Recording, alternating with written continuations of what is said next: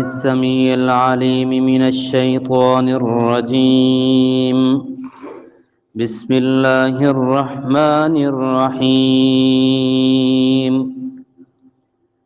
ثم قست قلوبكم، پھر سخت ہو گئے آپ کے دل، من بعد ذالک، اس کے بعد، فہی کالحجارۃ، پس وہ پتھر کی طرح، او اشد قسوہ، یا سختی میں بھی اس سے زیادہ، وَإِنَّ مِنَ الْحِجَارَةِ، اور بے شک پتھروں میں سے، لما یتفجر، جب وہ پھٹتے ہیں تو منہ الانہار، لما یتفجر، جاری ہوتی ہیں، منہ سے، الانہار، نہریں، وَإِنَّ مِنْهَا، اور بے شک ان میں سے، لما یشقق، جب وہ پھٹتا ہے، فَيَخْرُجُ مِنْهُ الْمَاءُ، پس نکلتا ہے ان سے پانی، وَإِنَّ مِنْهَا، اور بے شک ان پتھروں میں سے، لما یہبط، گر پڑتے ہیں، من خشیت اللہ، اللہ کے ڈر سے، وَمَا اللَّهُ، نہیں اللہ تعالیٰ، بغافل، بے خبر، عما تعملون، جو تم عمل کرتے ہو، افتطمعون، کیا تم یہ طمع رکھتے ہو، ان یؤمنوا لکم، کہ وہ ایمان لائیں گے آپ کے لیے، وقد کان فریق منہم، اور تحقیق ہے ان میں سے ایک گروہ، یسمعون کلام اللہ، وہ سنتے ہیں اللہ کے کلام کو، ثم یحرفونہ، پھر اس کو بدل ڈالتے ہیں، من بعد ما عقلوہ، اسے سمجھنے کے بعد، وہم یعلمون، حالانکہ وہ جانتے ہیں، وَإِذَا لَقُوا الَّذِينَ آمَنُوا، جب وہ ملاقات کرتے ہیں ایمان والوں سے، قالوا آمنا، کہتے ہم ایمان لے آئے، وَإِذَا خَلَا بَعْضُهُمْ إِلَى بَعْضٍ، جب وہ تنہا ہوتے ہیں ان میں سے بعض کے ساتھ، قالوا، کہتے ہیں، اتحدثونہم، کیا تم بیان کرتے ہو ان سے، بما فتح اللہ علیکم، جو اللہ نے کھول دی ہیں آپ پر، لیحاجوکم بہ، تاکہ وہ جھگڑا کریں آپ سے، بھی ان کے ذریعے، عند ربکم، آپ کے رب کے ہاں، افلا تعقلون، کیا تم سمجھتے نہیں ہو، اولا یعلمون، کیا وہ نہیں جانتے، ان اللہ، بے شک اللہ تعالی، یعلم، جانتا ہے، ما یسرون، جو وہ چھپاتے ہیں، وما یعلنون، جو وہ ظاہر کرتے ہیں۔ یہ سورۃ البقرہ کی آیت نمبر 74 سے لے کر 77 تک میں نے تلاوت کی اور ان کا ترجمہ ذکر کیا ہے۔ اس سے پہلے کل کے درس کے اندر ہم نے بنی اسرائیل کے گائے والا واقعہ سنا تھا کہ چونکہ بنی اسرائیل، بار بار میں یہ کہتا ہوں، آپ یہ نقشہ اپنے ذہن کے اندر رکھا کریں کہ یہ خطاب کس سے ہے۔ اب دیکھو اس کے اندر سارے خطاب والے الفاظ ہیں، یہ جو قوم آتا ہے نا، اس کا معنی ہوتا ہے آپ، یا کہیں پر آتا ہے انتا وغیرہ، یہ خطاب کے الفاظ ہیں، جیسے ہم کہتے ہیں آپ۔ تو یہ قرآن مجید کا خطاب کن لوگوں سے ہے؟ یہ مدینہ میں آپ صلی اللہ علیہ وسلم جب مدینہ میں ہجرت کر کے گئے تھے، وہاں پر یہود و نصارہ آباد تھے، تو یہود و نصارہ کو بنی اسرائیل کہتے ہیں۔ تو ان سے اللہ تعالیٰ نے یہ آپ صلی اللہ علیہ وسلم کی زبانی خطاب فرمایا ہے، اے بنی اسرائیلیو، اے یہودیو اور عیسائیو، آپ کے باپ دادا ایسے تھے، بڑوں نے یہ کام کیے، یہ کام کیے، یہ کام کیے، یہ کام کیے۔ دیکھو دو تین رکوعوں سے انہی بنی اسرائیل کا ذکر چلا آ رہا ہے، سارے کے سارے ان پر انعامات بھی یاد دلائے اور ان کی خباثتیں بھی ذکر کی ہیں کہ آپ ایسے کام کیا کرتے تھے۔ یہ ساری باتیں ذکر کر کے پھر آج کے درس میں دیکھو، ایک میں اپنی ذوق کے اعتبار سے ایک بات کہہ رہا ہوں، جب بندہ دوسرے کو سمجھانے لگے نا، ساری باتیں کہتا ہے کہ بھئی آپ کے والدین کے ساتھ میرا یوں احسان تھا، آپ کے دادا کے ساتھ میرا یوں احسان تھا، میں نے آپ کے دادا کے ساتھ یہ کام کیا، یہ کام کیا، ساری بلائیاں یاد دلا کے نا آخر میں انہیں کہتا ہے یار آپ کے دل اتنا سخت ہو گیا ہے کہ میری باتیں بھی آپ پر اثر نہیں کرتی۔ تو اللہ تعالیٰ نے آپ صلی اللہ علیہ وسلم کی زبانی ان وقت میں جو موجود بنی اسرائیلی تھے، یہودی اور عیسائی، ساری باتیں یاد دلائیں۔ آپ پر من اور سلوہ بھی میں نے اتارا، پکا پکایا کھانا بھی دیا، ایک پتھر میں سے پانی بھی دیا، آپ کو دھوپ لگتی تھی میں نے اوپر سایہ بھی کیا، اور پھر آپ ایک یعنی سمندر میں غرق ہونے والے تھے، میں نے وہاں سے بچایا، فرعون سے آپ کو بچایا، پھر آپ کو پہلے موت دی پھر زندہ بھی کیا، پھر آپ نے بچڑے کی پوجا کی، پھر میں نے آپ کو زندہ کیا، آپ کو معاف کیا، یہ سارے کے سارے کام کیے۔ اور یہاں پر گائے والا واقعہ آپ نے سنا ہے کہ وہ مقتول قاتل کا نہیں پتہ چل رہا تھا، میں نے اس کا بھی آپ کو پتہ لگایا، سارے کام آپ سے ہو گئے، آپ پر میں نے انعامات کیے۔ پھر آج کے درس میں فرمایا ثم قست قلوبکم من بعد ذلک، پھر سخت ہو گئے آپ کے دل ان ساری باتوں کے بعد۔ فَهِيَ كَالْحِجَارَةِ أَوْ أَشَدُّ قَسْوَةً، پس وہ پتھر کی طرح ہیں یا سختی میں پتھر سے بھی زیادہ ہیں۔ کیوں؟ آگے پتھروں کی 3 قسمیں بیان کی ہیں اللہ تعالیٰ نے۔ وَإِنَّ مِنَ الْحِجَارَةِ لَمَا يَتَفَجَّرُ مِنْهُ الْأَنْهَارُ، بعض پتھر ایسے ہیں کہ جن سے نہریں جاری ہوتی ہیں جب پانی نکلتا ہے تو۔ وَإِنَّ مِنْهَا لَمَا يَشَّقَّقُ فَيَخْرُجُ مِنْهُ الْمَاءُ، اور بعض پتھر ایسے ہیں جب وہ پھٹتے ہیں تو ان سے پانی نکلتا ہے۔ کنویں کے اندر دیکھو اکثر بور کرتے ہیں، نیچے کنواں کھودتے ہیں، یعنی کھودتے کھودتے جا کر ایک پتھر آتا ہے، پتھر کے بعد جو نیچے پانی آتا ہے کہتے ہیں وہ پکا پانی ہوتا ہے، یعنی اس سے پانی میں نکل آتا ہے پتھر سے۔ وَإِنَّ مِنْهَا لَمَا يَهْبِطُ مِنْ خَشْيَةِ اللَّهِ، اور بعض پتھر ایسے ہیں جو اوپر سے اللہ کے خوف سے گر جاتے ہیں نیچے۔ یہ 3 پتھروں کو اللہ تعالیٰ نے ذکر کیا۔ اب دیکھو موسیٰ علیہ السلام نے پتھر پر عصا مارا تھا تو پتھر سے پانی نہیں نکلا تھا 12 چشمے۔ پھر اسی طرح پہاڑوں میں دیکھو یہ ہمارا پانی جو آتے ہیں یہ اوپر پہاڑوں سے پتھروں سے نکل کے آتے ہیں، اور بعض پتھر اوپر سے پہاڑوں سے نیچے گر جاتے ہیں اللہ کی خشیت سے۔ اللہ تعالیٰ کی ہر چیز تسبیح کرتی ہے۔ وَإِن مِّن شَيْءٍ إِلَّا يُسَبِّحُ بِحَمْدِهِ، دنیا میں کوئی چیز بھی نہیں ہے کہ وہ اللہ کی تسبیح نہ کرتی ہو، وَلَٰكِن لَّا تَفْقَهُونَ تَسْبِيحَهُمْ، لیکن آپ ان کی تسبیح سمجھتے نہیں ہو۔ ہم کہتے ہیں مرغ بانگ دے رہا ہے حالانکہ وہ اللہ کی تسبیح کر رہا ہے، ہم کہتے ہیں پرندے چہچہا رہے ہیں حالانکہ وہ اللہ کی تسبیح کر رہے تھے۔ صبح و شام دیکھو، اور آپ صبح و شام غور کیا کرو، اکیلے کرتے بھی نہیں ہیں، جماعت کی صورت میں کرتے ہیں۔ صبح دیکھو 8-10 پرندے ایک جگہ پہ جمع ہو کے چہچہا رہے ہوں گے، شام کو دیکھو پھر چڑیاں پرندوں پہ وہ درختوں پہ جمع ہو جاتی ہیں اور اللہ کی تسبیح کرتی ہیں۔ اور یہ پتھر، یہ آپ صلی اللہ علیہ وسلم نے جب دعوت دی لوگوں کو، ابو جہل عمر بن عشام نام تھا اس کا، یہ بہت سخت مخالف تھا دین کا، تو آپ صلی اللہ علیہ وسلم لوگوں کو تبلیغ دے رہے تھے، انہوں نے کہا چھوڑو ان کی باتوں کو، آپ مجھ سے بات کرو۔ کہ یا محمد صلی اللہ علیہ وسلم یہ میرے ہاتھ میں کیا ہے، آپ مجھے بتا دو میرے ہاتھ میں کیا ہے، اگر آپ نے بتا دیا تو میں ایمان لے آؤں گا۔ آپ صلی اللہ علیہ وسلم میں یا ابا جہل، یہ آپ کا جو ہاتھ میں چیز ہے میں بتاؤں یا یہ خود بتا دیں کہ کیا ہیں؟ تو جیسے آپ صلی اللہ علیہ وسلم نے یہ فرمایا تو ہاتھ کے اندر وہ کنکریاں تھیں۔ ایک روایت میں آتا ہے وہ کہنے لگیں سبحان اللہ سبحان اللہ سبحان اللہ، اور ایک روایت کے اندر آتا ہے کہ انہوں نے کہا لا الہ الا اللہ، وہ کنکریاں خود بول گئیں۔ اب دیکھو یہ پتھر بھی تو سخت نہیں ہیں، یہ پتھر بھی تو جانتے ہیں اسلام کو، ہمارے نبی کو۔ اللہ فرماتے ہیں او بنی اسرائیلیو، آپ تو ان پتھروں سے بھی زیادہ سخت دل نکل آئے ہو۔ اچھا اسی طرح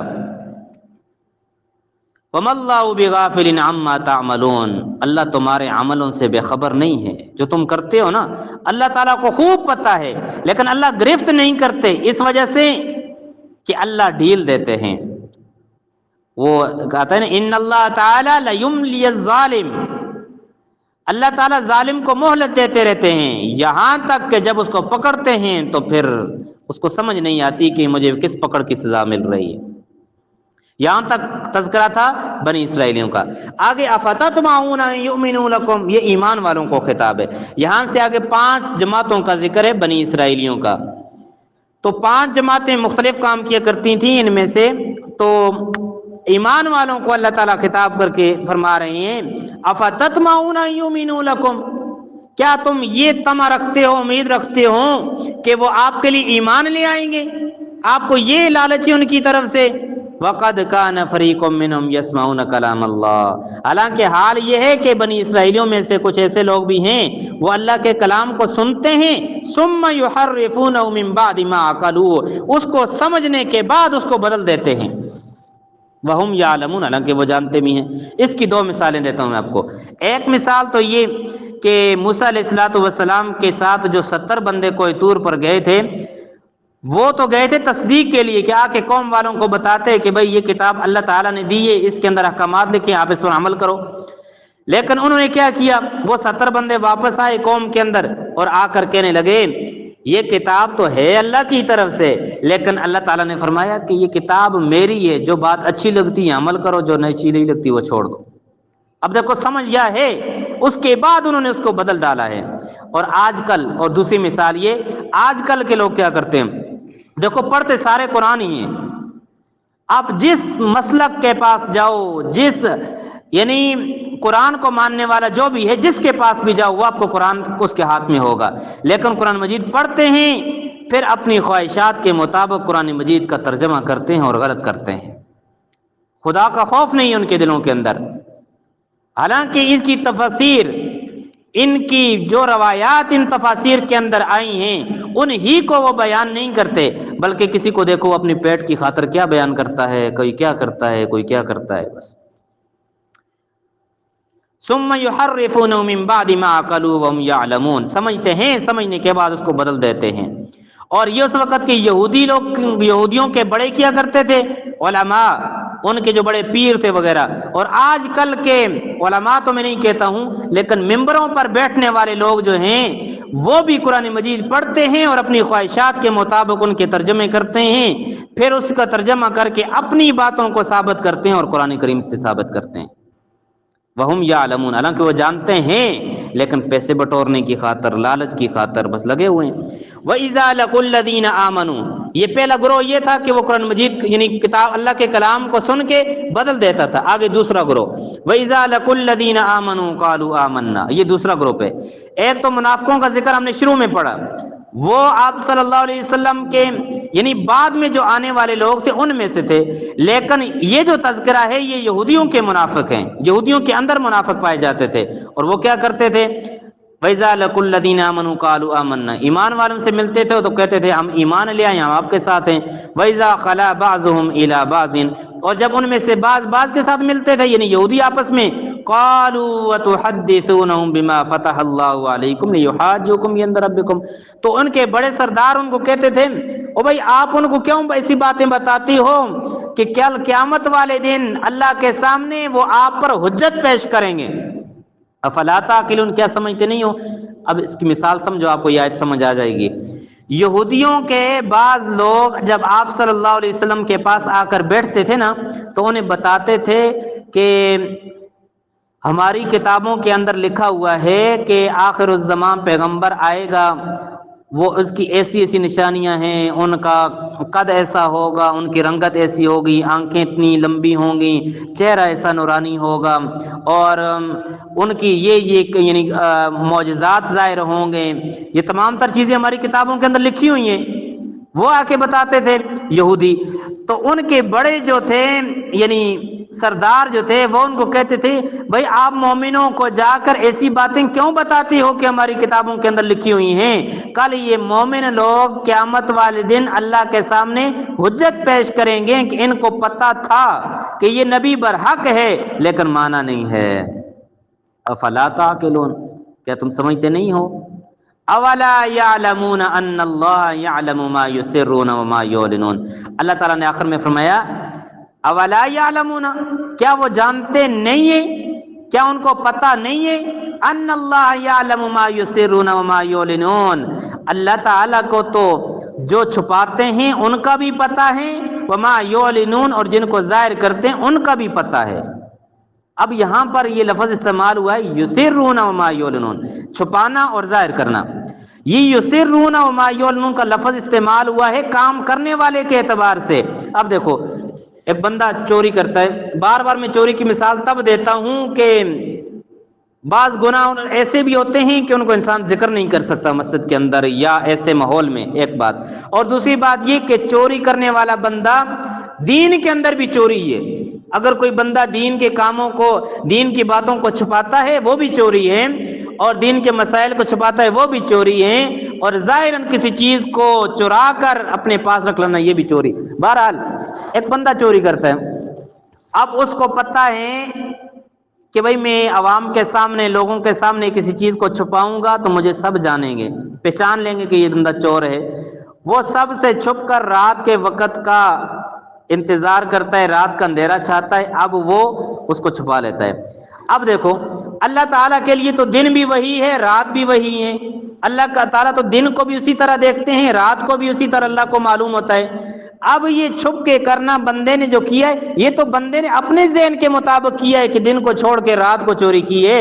اللہ کے لیے تو کوئی نہ خفیہ ہے نہ ظاہر ہے۔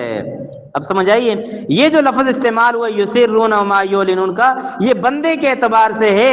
اللہ تعالیٰ تو اولا یعلمون، کیا وہ جانتے نہیں ہیں، ان اللہ، بے شک اللہ تعالی، یعلم، جانتا ہے، ما یسرون وما یعلنون، جو وہ چھپ کے کرتے ہیں، چھپاتے ہیں، انہیں بھی اللہ جانتا ہے، وما یعلنون، اور جو وہ ظاہر کرتے ہیں اللہ ان کو بھی جانتا ہے۔ ارے یہ تو کام اگر ہو گیا تو ظاہر ہے، اللہ ہمارا اللہ تو وہ ہے جو دلوں کے بھیدوں کو جانتا ہے۔ میں نے ایک کتاب کے اندر پڑھا، لوگ کہتے ہیں نا اللہ تعالیٰ ہر ایک کی بولیاں سمجھتے ہیں، ہر ایک کی زبان سمجھتے ہیں، لیکن دیکھو بولے گا تو وہ جس کی زبان ہے، جس کی زبان نہیں ہے اس کی کون سنے گا؟ ہمارا اللہ تو وہ ہے جس کی زبان نہیں ہے، جس کو بولنا نہیں آتا، اگر وہ دل اپنے دل ہی دل میں سوچتا ہے، اللہ اس کی مرادوں کو بھی جانتا ہے۔ میرا بندہ کیا سوچ رہا ہے، میرے بندے کے دل کے اندر کیا ہے، اگر میں اس کی مرادوں کو نہ سمجھوں تو میں اللہ ہی کیسا ہوا؟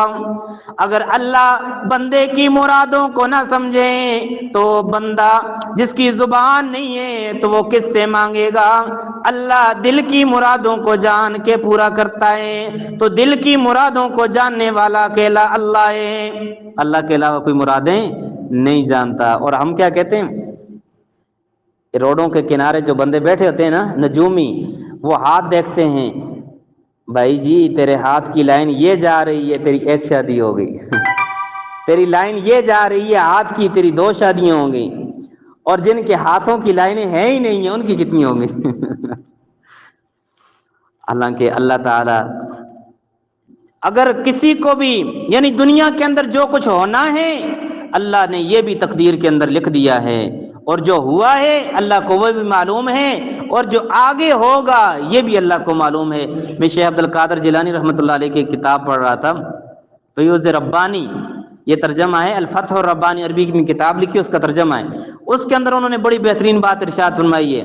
وہ بات کہتے ہیں صاحبزادے آپ انتظار کرو اپنی تقدیر کا، اور اگر آپ کو خوشی ملے تو صبر کرو، اور اگر کوئی غم مل جائے، اگر آپ کو کوئی خوشی ملے تو شکر ادا کر لو، اگر خدا نخواستہ کوئی غم ملے تو صبر کر لو۔